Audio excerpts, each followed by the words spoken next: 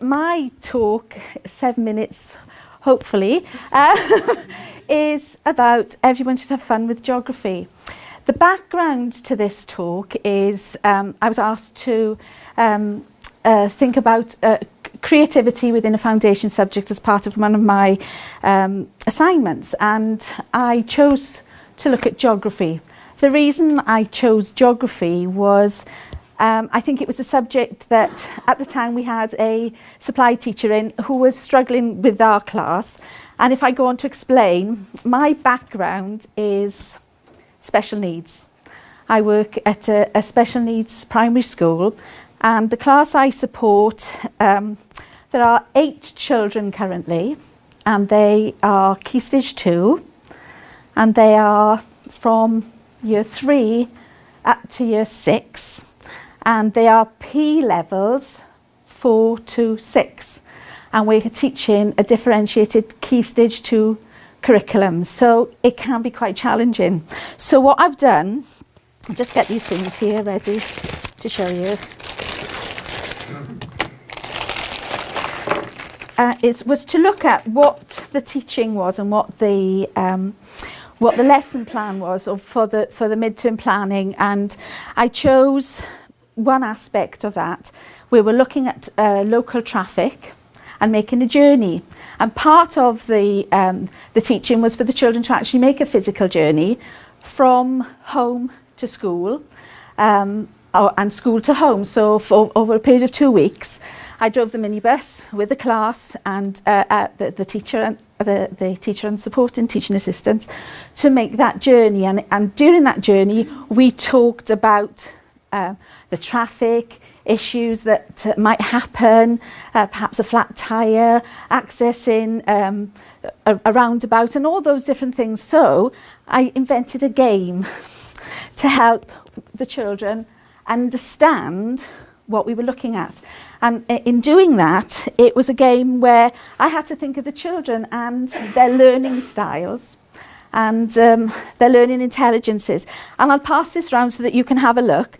But before I start, I've tried to consider the differentiation within the setting, because we have children that are non-verbal, children that have limited speech, and obviously within that they have their own individual needs, and this game has been designed to hopefully meet those needs. It's quite visual, it's quite tactile, and what I've done, I can pass these around and you can have a little look.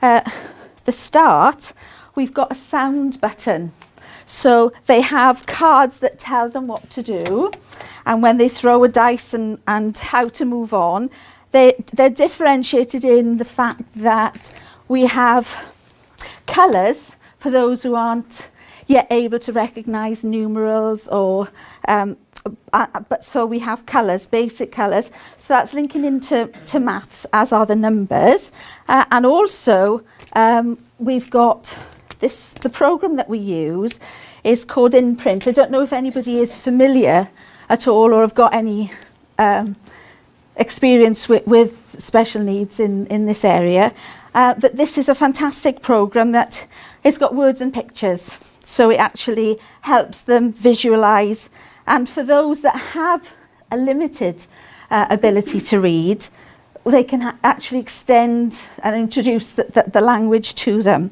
And if I can have somebody to be a guinea pig for me, when we start, as I mentioned earlier on, this board game has been designed as a journey, again, from home to school. So it's a familiar journey for them.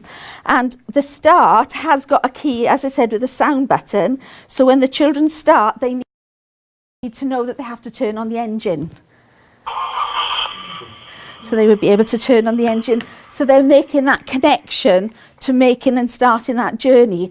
And similarly, when they get round to the end of the board, we're looking at the fact that they know that they've arrived at home, so they can let mum and dad know that they're home by sounding the horn.